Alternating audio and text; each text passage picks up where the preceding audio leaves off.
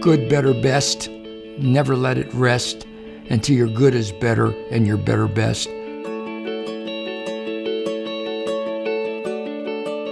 Next to God and country, family. My family's very special to me. Mom was almost like my big sister. She was 18 when I was born, and Mom was one of the few people in our neighborhood that went to more than high school education. One of the best ways to explain my dad, he was the Pete Rose of the day. He was a very well-known professional boxer, but Tony wasn't the type to really buckle down and with all the responsibilities of fatherhood and married life. But he did very well as a boxer, and he also was a very good fruit and vegetable merchant. But the real influence on my life were my mother's brothers. Most of them were entrepreneurs, and I guess if I had to attribute my work ethic to anybody, it would be my uncles.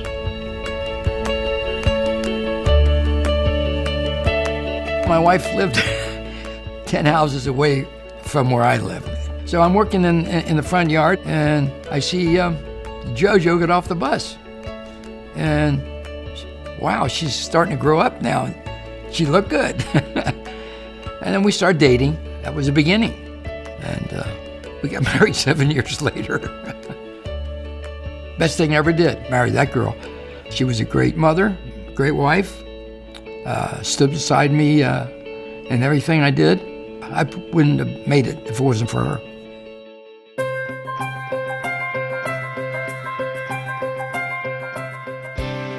For a while up in Philadelphia, I was a medical corpsman, and on Liberty, you got to go into the city of Philadelphia. So I started going in the pizza parlor. So when I tasted that pizza, I said, this is Aunt Dena sauce. And I'd start riding home and telling my wife, gee, what great pizza they have up here. St. Antonio in Fairmount was going to have pizza one year, and they never had pizza sold at their festivals. So I volunteered to help them. And the Americans just gobbled it up. They ran out of pizza every night over the weekend. I knew I was going to open up a pizzeria. Only in America can someone with an idea put that idea in force with very little capital. I did it with $400.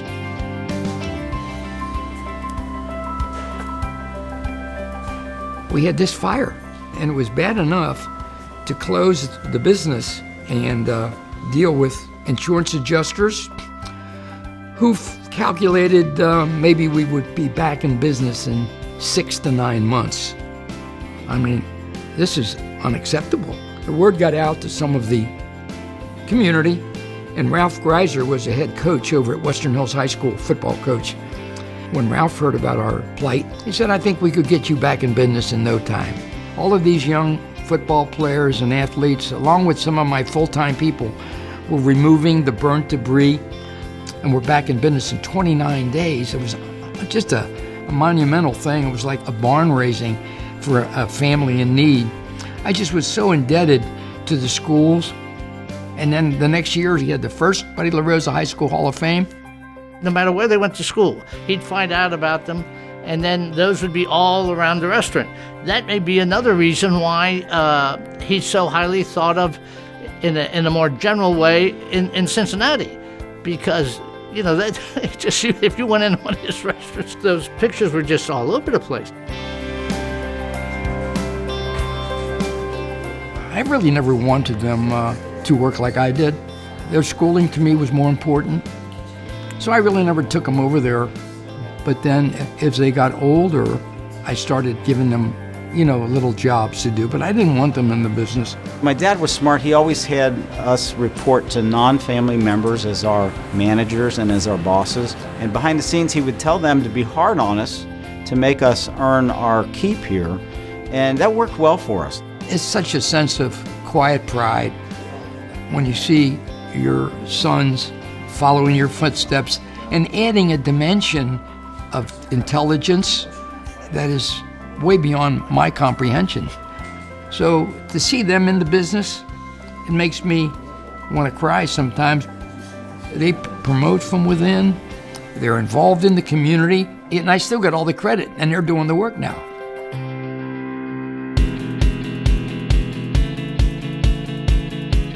Aaron Pryor used to work for my dad in Findlay Market.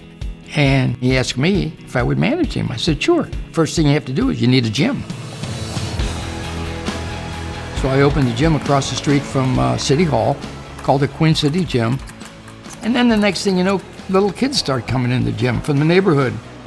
And somebody said, buddy, why don't you let these kids box here and we'll have a little team here.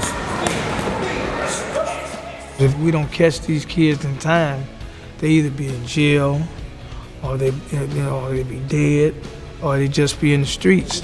I was one of the few kids that didn't have a dad at home, but I was in a boxing program, and that fulfilled that need. The coach became that role model. So I got that experience of having someone I could relate to be proud of me, of my accomplishments, where some kids don't. And I always felt that's what saved me. He wanted everybody to grow as a man, as a young man, as a father figure. He just want people to grow. Without this program, a lot of these kids would be lost.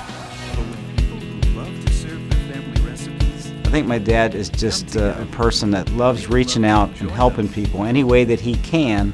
And oh, by the way, if you happen to want to buy a pizza from me once in a while, I'll appreciate that. He's in Kroger's, and there's a mom with a couple little ones in tow and a basket full of groceries.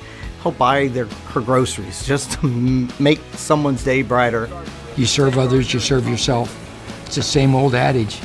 And after a while, it becomes contagious, and it carries on into life when someone is down to help them up again.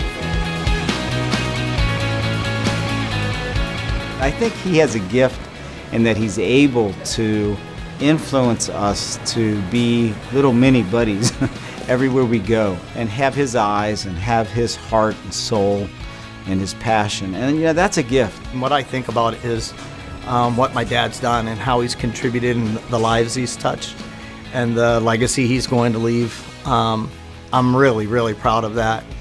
If we had a million Buddy LaRosas, I think the world would be satisfied, but that's life. We can't have that. God only put one Buddy LaRosa, so we just got to keep him in our backyard.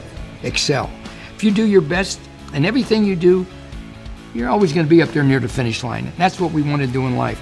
Sprint to the finish line.